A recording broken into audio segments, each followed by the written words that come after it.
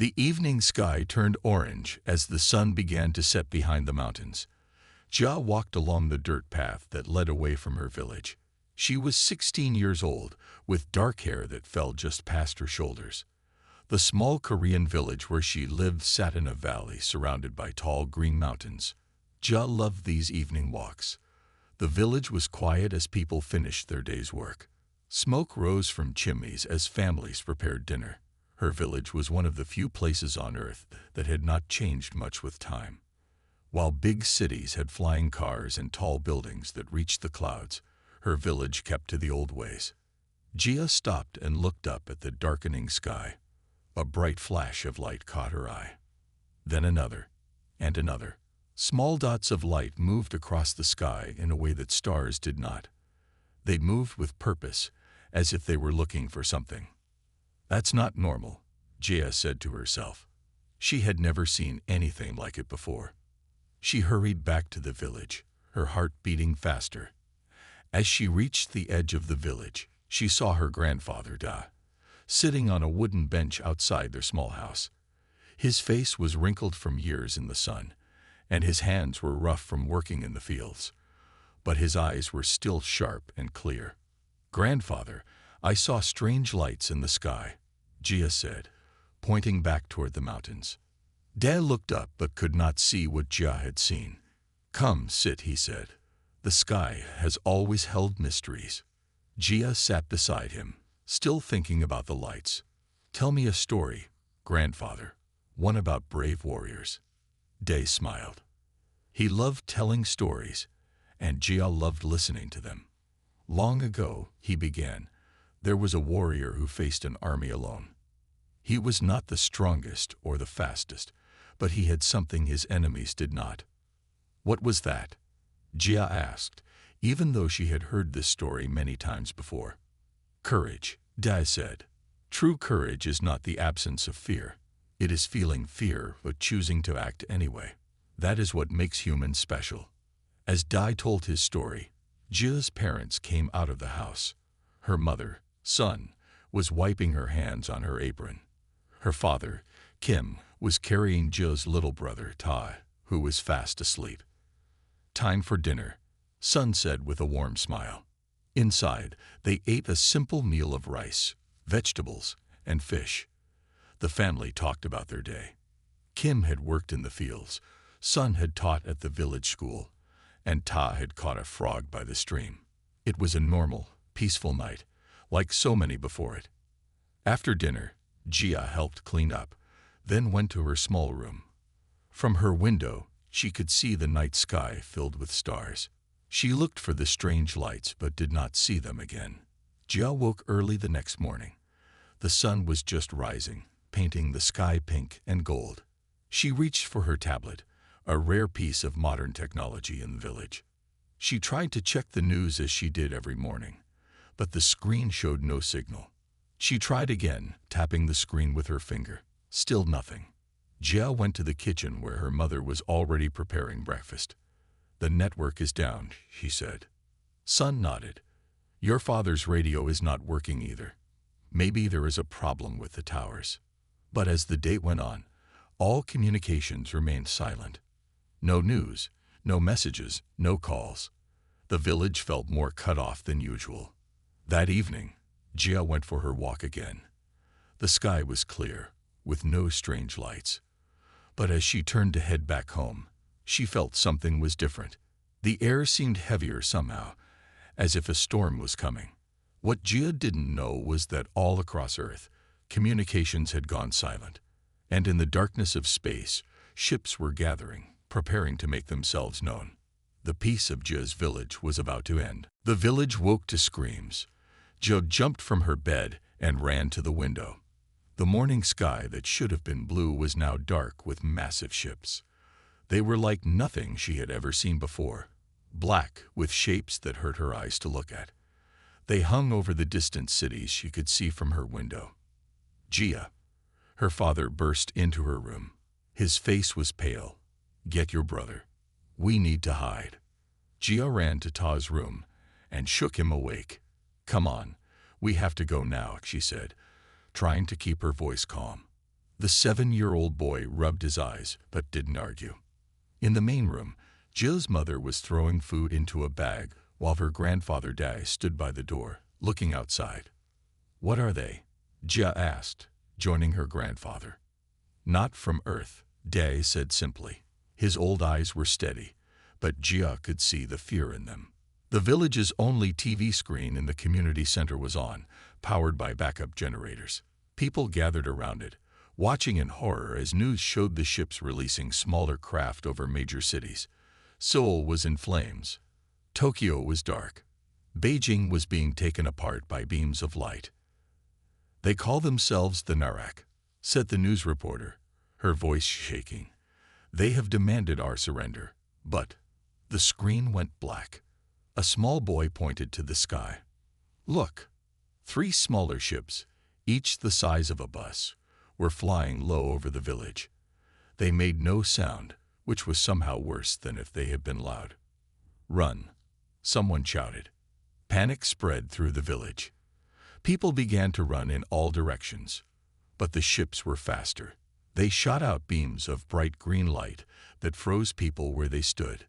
Jia watched in horror as her teacher, Mr. Park, was lifted into the air by one of these beams. Then her friend Min.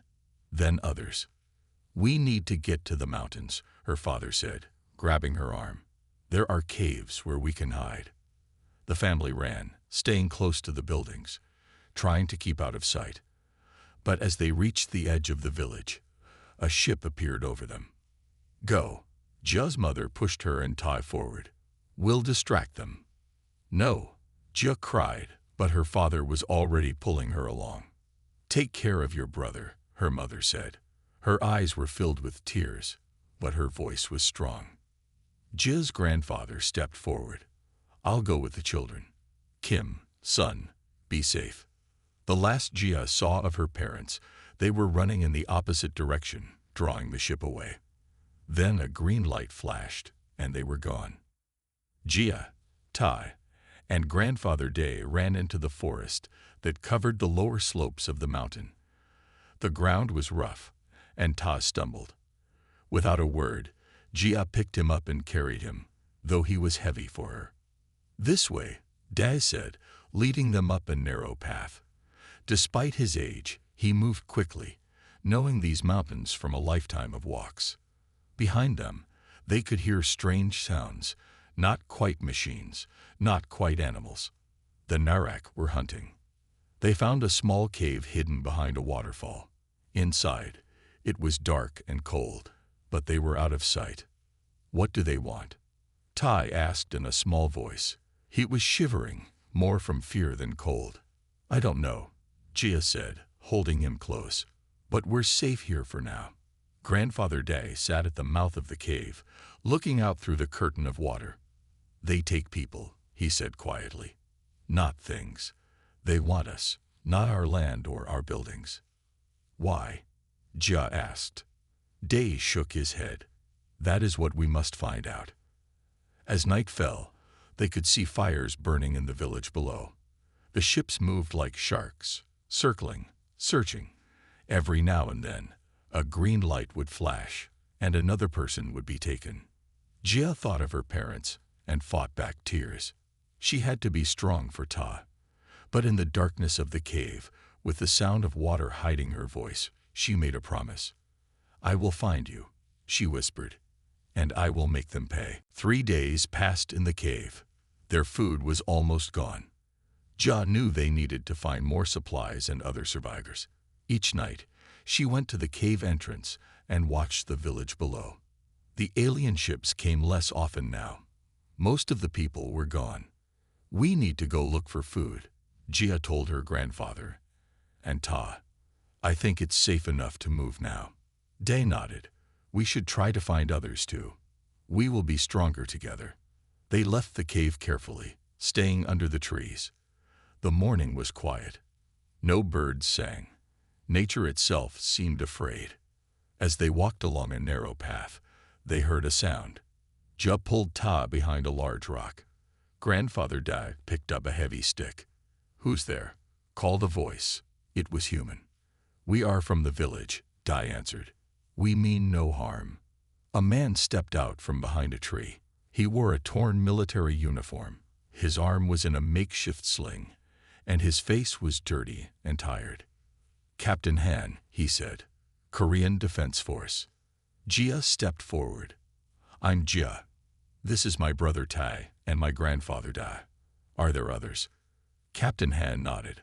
Follow me. He led them deeper into the forest, up the mountain. After an hour of walking, they came to a small clearing. Hidden among the trees was an old ranger station. Several people were there, some from Jia's village, others from nearby towns. We have 15 people now, Captain Han said, including you three. Inside the station, people were organizing supplies and making weapons from whatever they could find. An old woman was treating a young man's injuries with plants and strips of cloth. What do you know about the aliens? Jia asked Captain Han. They call themselves the Narak, he said. They attacked all major cities at once. Our weapons did almost nothing to them. His face grew dark. They're taking people, loading them onto the big ships. But why? Tai asked in a small voice. Captain Han shook his head. We don't know yet. That night, they sat around a small fire inside the station. No one wanted to risk a fire outside that might be seen. We need to organize, Captain Han said. Form a resistance. We can't just hide forever. What can we do against their ships? Asked an old man. We can watch, learn, find their weaknesses, Han replied. I was a special forces officer. I can teach you how to fight, how to move without being seen. Jia listened carefully. A plan was forming in her mind. I want to learn, she said. Captain Han looked at her, seeing the fire in her eyes. It will be dangerous. My parents were taken, Jia said. I'm not afraid. The next morning, training began. Captain Han taught them how to move silently through the forest, how to set traps, how to fight with simple weapons. Jia learned quickly. She was fast and smart. You have good instincts, Han told her. You think before you act. Jia felt proud. For the first time since the invasion, she felt like she was doing something that mattered. 1 week later, they saw their chance. A small Narek scout ship landed near the village. Only 2 aliens got out. We can take them, Captain Han said. We need to capture one. Try to understand what they want. Jia, Han, and 3 others crept down to the village. The aliens were tall, with pale blue skin that seemed to change color in the light. They had no mouths that Jia could see, but their large black eyes moved constantly, looking for something. The group split up, moving into position around the aliens. Han gave the signal. They attacked from all sides. The fight was short but fierce. One alien fell to Han's makeshift spear. The other was caught in a net Jia had helped make. We got one, Han said, breathing hard. Now we can start to get answers. As they dragged the struggling alien back to the ranger station, Jia felt something new inside her. Not just anger or fear, but hope. They had won a small victory. It was just the beginning. The resistance had begun. The captured Narak was kept in a small storage room at the ranger station. It made no sounds and refused the food they offered. Its skin changed colors constantly, moving between blue, purple, and gray. How do we talk to it if it has no mouth? Tai asked, peering through the small window in the door. Jia watched the alien closely. Maybe it doesn't talk like we do. Captain Han had been trying to communicate with the Narak for 2 days with no success. He had tried writing, drawing pictures, and making hand signs. Nothing worked. That night, Jia had trouble sleeping. She kept thinking about the alien. As the moon rose, she got up quietly and went to the storage room. She wanted to look at the Narak alone. The alien was sitting in the corner. Its big black eyes turned to her when she entered. Jia felt afraid, but she didn't run. Instead, she sat down across from it. Why are you taking our people? She asked, not expecting an answer. As she spoke, The alien's skin turned a deep red. Jia felt a strange pressure in her head, like someone was pushing against her thoughts. She remembered something her grandfather had said. Fear is a powerful feeling. It can make you weak, or it can make you strong. It depends on what you do with it. Jia closed her eyes and thought about how afraid she had been when the invasion started. The alien's skin turned even redder, and it moved closer to her. Then Jia thought about her parents, about her promise to find them. Her fear changed to determination. When she opened her eyes, the alien had backed away. Its skin was now pale yellow, and it seemed weaker somehow. "You feel what I feel," Jia said slowly. "You feed on emotions." The next morning, Jia told the others what she had discovered. "I think they want our fear," she explained. "When I was scared, it got stronger. When I was brave, it got weaker." Captain Han looked thoughtful. "That would explain why they're taking people alive." Grandfather Day nodded. "In the old stories, there are creatures that feed on fear. The more afraid you are, the stronger they become." "But how does that help us?" asked one of the survivors. Jia had been thinking about this all night. If they feed on fear, then courage might be like poison to them. "We need to test this." They went back to the alien. This time, instead of one person, they all went in together. Following Jia's instructions, they focused on feeling brave and determined. The effect was immediate. The Narek alien curled up in the corner, its skin turning a sickly gray. It trembled and seemed to grow weaker by the minute. "It's working," Captain Han said, amazed. "Your emotions are affecting it physically." Jia moved closer to the alien. As she did, she felt that strange pressure in her head again. But this time, images filled her mind. She saw people in glass containers, their blood being drained into tubes. She saw the Narek drinking this blood like water. "They're not feeding on our emotions directly," she said, backing away. "It's something in our blood. When we're afraid, our blood changes. That's what they want." "Adrenaline," said an older woman named Yuna, who had been a nurse. "When we're afraid, our bodies produce adrenaline. It's a chemical that prepares us to fight or run." "And when we're brave?" Jia asked. "Different chemicals," Yuna said. "Our bodies are complex.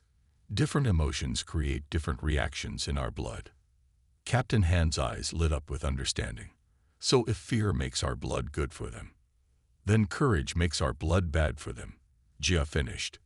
"We have a weapon." For the first time since the invasion, they had found a weakness in the Narek. It wasn't their ships or their technology that could be defeated. It was the Narek themselves. That night, they began to plan their first real attack. For 3 days, they watched the old school building at the edge of the village. The Narek had turned it into a place where they kept captured humans. Every few hours, aliens would take people out and load them onto small ships. Captain Han drew a simple map in the dirt. "There are 4 guards outside, and maybe more inside. We need to get in, free as many people as we can, and get out quickly." "How do we fight them?" asked a young man named June. "We only have a few weapons." Jia spoke up. "We use what we learned. Fear makes them stronger, but courage makes them weaker. We need to stay calm and brave, no matter what we see." Captain Han nodded. "Jia is right. Our emotions are our best weapon." They chose a team of 6. Captain Han, Jia, Jun, Yuna the nurse, and 2 others. Grandfather Dad would stay behind with Tai and the rest to prepare for the rescued people. That night, under the cover of darkness, they moved down to the village. The school building was lit with a strange blue light. 2 tall Narek stood at the front door, and 2 more walked around the building. "Remember," Jia whispered, "stay brave." They split into 2 groups. Captain Han led 3 people to the back of the building, while Jia and Jun went to the front. They needed to distract the guards. Jia took a deep breath and stepped into the open. The Narek guards saw her immediately. Their skin flashed bright colors. "Hey," she called out, "I'm not afraid of you." And she wasn't. Jia thought of her parents, of all the people who had been taken. She felt anger, not fear. The Narak guards moved toward her, but their steps were slow and unsteady. Jun threw rocks at them from another direction. The guards turned, confused. They weren't used to humans who didn't run away in fear. Meanwhile, Captain Han's group reached the back door. They broke in and began freeing the captives inside. There were about 30 people, weak and scared, but alive. Jia and Jun kept the front guards distracted until they heard Captain Han's signal. 3 short whistles. Then they ran back into the forest. The guards tried to follow but moved slowly, as if they were sick. In the forest, they met up with the others and the freed captives. Among them was a woman with glasses and short hair. "I'm Dr. Song," she said. "I was studying them while I was captured." "What did you learn?" Captain Han asked. "They're collecting our blood," Dr. Song said, "but only when we're afraid. I saw them throw away blood from people who weren't scared." Jia nodded. "That matches what we found out." As they walked back to the ranger station, Dr. Song explained more. The Narak come from a world with no other smart life forms. They'd never met a species that can change their body chemistry with thoughts and feelings. To them, our fear is like a drug, and our courage is like poison, Jia added. "Exactly," Dr. Song said. "When we feel brave, our blood creates chemicals that are harmful to them. I saw a Narak get sick after drinking blood from a man who fought back." At the ranger station, there was a celebration. 30 people had been saved. It was a small victory, but an important one. For the first time, humans had fought back against the Narak and won. Jia searched the faces of the rescued people, hoping to see her parents.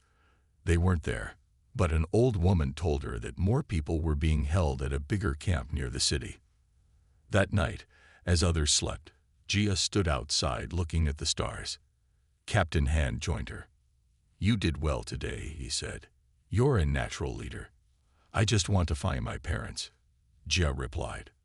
"We will," Captain Han promised. "But first, we need to share what we've learned with other resistance groups. If all humans know the Narak's weakness, we have a chance to win this war." Jia nodded.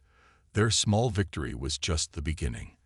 The real fight was still ahead. A week after the rescue, their group had grown to over 50 people.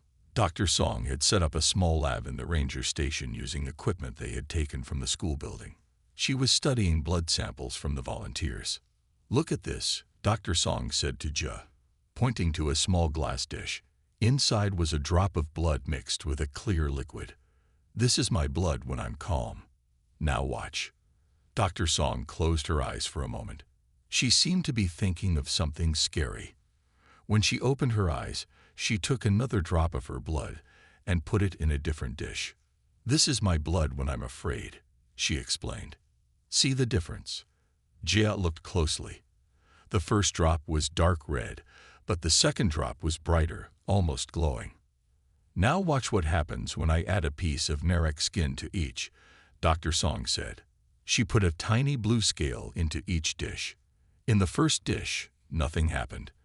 But in the second dish with the fear blood, the scale began to swell and turn bright colors. "They get energy from our fear," Dr. Song said. "But now, look at this." She took a third sample of her blood. This time, before taking it, she held a picture of her family and smiled. Her face looked determined and strong.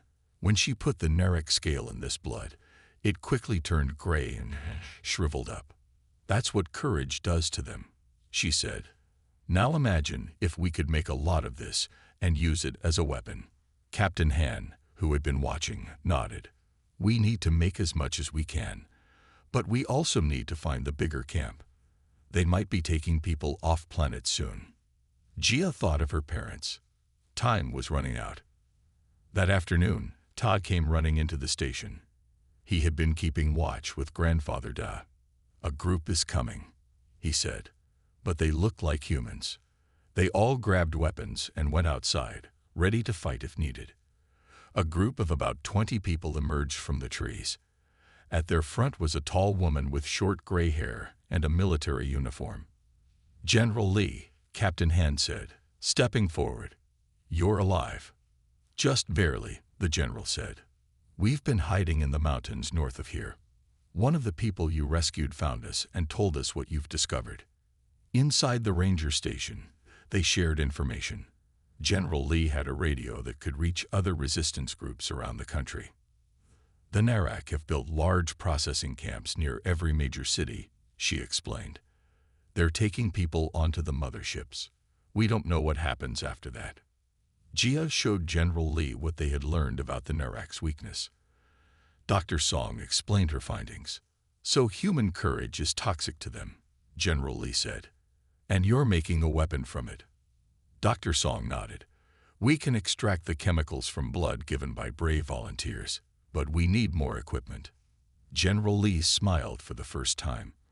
"We raided a hospital before coming here. We have medical supplies and equipment in our trucks." With the new supplies, Dr. Song could work faster. Within 2 days, she had made enough of the courage toxin to fill several small spray bottles. "It's not much," she said, "but it's a start."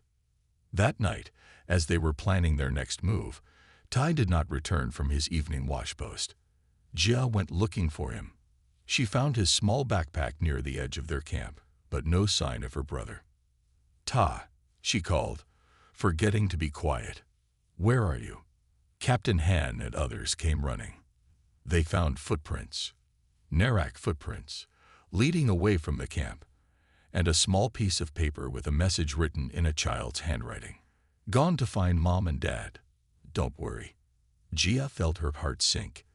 He went after them alone. "The Narak have him." Captain Han put a hand on her shoulder. "We'll find him, Jia. I promise." Jia nodded, her face changing from fear to determination. "Yes, we will. And now we have the weapon to fight them properly." "I need to go in alone," Jia said. The resistance leaders had gathered around a map of the large Narak camp near the city. "It's too dangerous," Captain Han argued. "We should attack together." Jia shook her head. "There are too many Narak there, but they're looking for humans to capture. I can let them take me in." "No," Grandfather De's voice was sharp. "I've already lost your parents. I can't lose you too." "It's the only way to find Tai," Jia said quietly. "And maybe my parents too." The room fell silent. They all knew she was right. A direct attack on the main camp would fail, but one person might get inside. Dr. Song stepped forward. "Take this." She handed Jia a small glass bottle with a clear liquid. "It's the courage toxin, very concentrated. Just a few drops will affect a Narak badly." General Lee added, "We'll be ready. Once you're inside, find out where they keep the prisoners. When night falls, we'll create a distraction outside the camp. That's when you free as many as you can." Jia nodded. She hugged her grandfather, who held her tightly. "Remember what I taught you," he whispered. "True courage is not the absence of fear. It is feeling fear but choosing to act anyway." The next morning, Jia walked down the road toward the Narak camp. She wore old clothes and carried no weapons. The small bottle was hidden in her shoe. As she got closer to the camp, she saw the huge fence around it. Narak guards walked along the top. Inside, she could see many buildings and small ships coming and going. 2 Narak guards spotted her. They came out through a gate, their skin flashing with excited colors.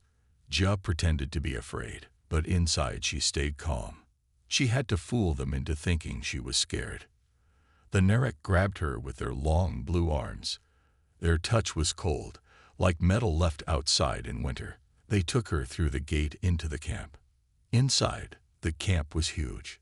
Hundreds of humans were in fenced areas, like animals. Others were being taken into a large building in the center. Jia tried to memorize everything she saw. The guards took her to a small building where other new captives waited. Jia looked at their faces, hoping to see Ta or her parents. They weren't there. Hours passed. Finally, guards came and took the captives to the big building. Inside, Jia saw something terrible. Humans were in glass containers full of liquid. Tubes connected them to machines that took their blood. The Narek moved among them, touching screens that showed each person's fear level. Some containers had a red light, others green. The red ones were taken away first. "They're sorting us," whispered an old man next to Ja. "The afraid ones get processed first." "Processed? What does that mean?" Ja asked. "Their blood is drained until they're almost dead. Then they're sent to the mothership." Gia felt real fear now, but she controlled it. She had to stay focused. The guards started putting captives into empty containers. When they reached for Gia, she saw something that made her heart stop. In a container at the far end of the room was Ta. His eyes were closed. "Ta!" She cried out before she could stop herself. The guard holding her paused. Its skin changed color, becoming darker blue. It seemed to be studying her reaction. Then it made a strange sound and pulled her in a different direction, away from the containers. The guard took Gia to a small room with a single chair. It pushed her inside and locked the door. Gia was confused. Why wasn't she put in a container like the others? Through a small window in the door, she saw another Narek approach. This one was larger with darker skin. It looked at her through the window, its black eyes showing no emotion. This must be a leader, Ja thought. And somehow, it knew she was different. Night was coming. Soon the resistance would create their distraction. Ja needed to be ready. She reached down to her shoe and felt for the small bottle of courage toxin. The door began to open. The door opened slowly. The large Narek leader stepped into the room. Up close, it was even taller than Gia had thought, nearly 2 meters high. Its skin changed colors in slow waves, from dark blue to purple and back again. Gia stood up straight. She would not show fear. The Narek reached out one long arm. At the end of its hand was a small device. It pressed a button, and an image appeared in the air between them. The image showed people in glass containers, hundreds of them. The view moved, showing container after container. Then the image stopped on one container. Inside were Ja's parents. They were alive. Ja's heart jumped. Her mother and father floated in the liquid, eyes closed, but their chests moved with breath. The Narek watched her closely. Its skin flashed bright colors as it saw her reaction. It wanted her to be afraid, to be upset. But something else happened inside Ja. Seeing her parents alive filled her with hope and determination. She would save them. She would save everyone. The Narek's skin darkened.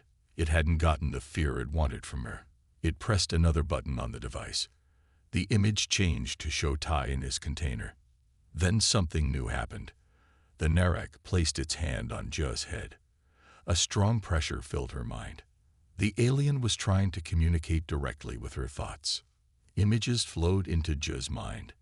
Images of the Narek world, of their ships, of humans being kept like animals for their blood. The Narek were showing her that resistance was useless. They were too powerful. But Gia pushed back. In her mind, she showed the Narek what humans could do, how they could love, how they could fight, how they could overcome fear. The Narek pulled its hand away. Its skin was now a dull gray. It seemed confused, maybe even afraid. Suddenly, loud explosions sounded outside. The resistance attack had begun. The Narek turned toward the door. This was Ja's chance. She quickly took the small bottle from her shoe and removed the cap. As the Narek turned back to her, she threw the liquid into its face. The effect was immediate. The Narek fell to its knees, its skin turning a sickly white color. It made a high-pitched sound that hurt Ja's ears. Gia ran past it, out the door, and into the hallway. Alarms were sounding throughout the camp. Through windows, she could see explosions near the fence. The resistance fighters were attacking the camp's power generators. She ran toward the main room where she had seen Ta. Guards were running everywhere, but they were distracted by the attack. Many looked sick, their movements slow and unsteady. The courage toxin that Dr. Song had created was working. The resistance fighters' bravery was affecting all the Narek. In the main room, Jia found Ta's container. She looked for a way to open it, pressing buttons on a nearby screen. The container hissed, and the front panel slid open.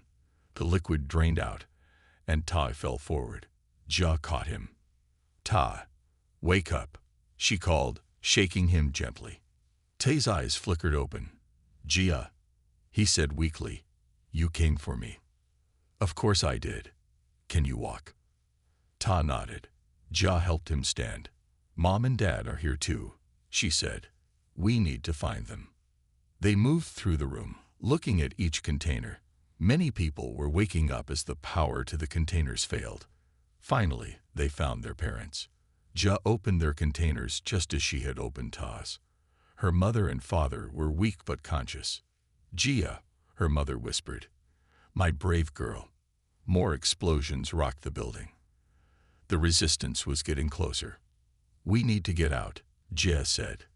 "Can you both walk?" Her father nodded. "We'll manage." As they headed for the exit, a terrible screeching sound filled the air. The large Narek leader that Jia had faced was there, blocking their path. Its skin was now completely white, and it moved strangely, as if in pain. But its eyes were fixed on Jia with pure hatred. It raised a weapon and pointed it at Ta. Time seemed to stop as the Narek leader pointed its weapon at Ta.